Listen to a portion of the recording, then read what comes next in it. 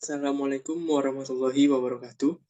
Perkenalkan, saya Rifki Saputra dengan NIM C1C021088.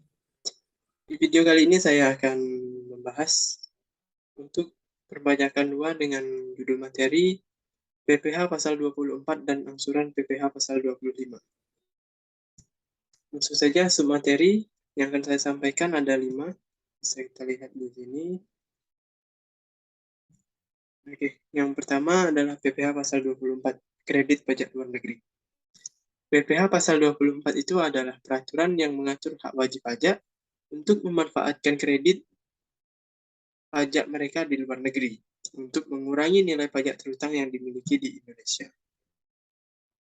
Sumber penghasilan kena pajak yang dapat digunakan untuk mendorong hutang pajak di Indonesia adalah yang pertama dari penghasilan saham, yang kedua penghasilan berupa bunga, royalti, dan sewa, yang ketiga penghasilan sewa yang berkaitan dengan benda tidak bergerak, contohnya rumah, yang keempat penghasilan berupa imbalan, dan yang kelima penghasilan dari bentuk usaha tetap.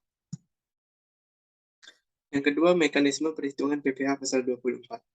Diilustrasikan di sini ada PT Jaya Kencana pada tahun 2018 memperoleh neto di dalam negeri sebesar 35 miliar dan dari luar negeri sebesar 10 miliar.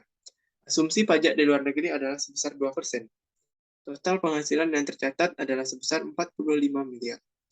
Maka total PPh yang terhutang sesuai tarifnya adalah 25% dikalikan 45 miliar dari total penghasilan. Hasilnya 11 miliar 250 juta. PPh maksimum yang dikreditkan yaitu penghasilan luar negeri dibagi dengan total penghasilan lalu dikali total terutang. Jadi 10 miliar penghasilan luar negerinya dibagi dengan 45 miliar total penghasilannya dikalikan dengan 11 miliar 250 juta, totalnya adalah 2 miliar 500 juta. Yang ketiga, persyaratan administratif pengkreditan pajak luar negeri. Wajib pajak yang telah membayarkan pajaknya di luar negeri, kemudian ingin mengkreditkannya di Indonesia. Mereka harus menyiapkan permohonan kepada kantor pelayanan pajak, yaitu yang pertama laporan keuangan dari luar negeri, lalu fotokopi SPT atau tax return yang dilaporkan dari pihak luar negeri, dan dokumen pembayaran pajak di luar negeri. Yang keempat, PPh pasal 25 orang pribadi. PPh pasal 25 adalah angsuran wajib pajak yang wajib dibayarkan setiap bulannya untuk meringankan beban pajak yang dihitung di tahun yang akan datang. Nah, secara umum, besarnya angsuran PPh pasal 25 itu dapat dihitung dengan mengkali penghasilan neto dengan tarif pajak yang berlaku pada saat ini.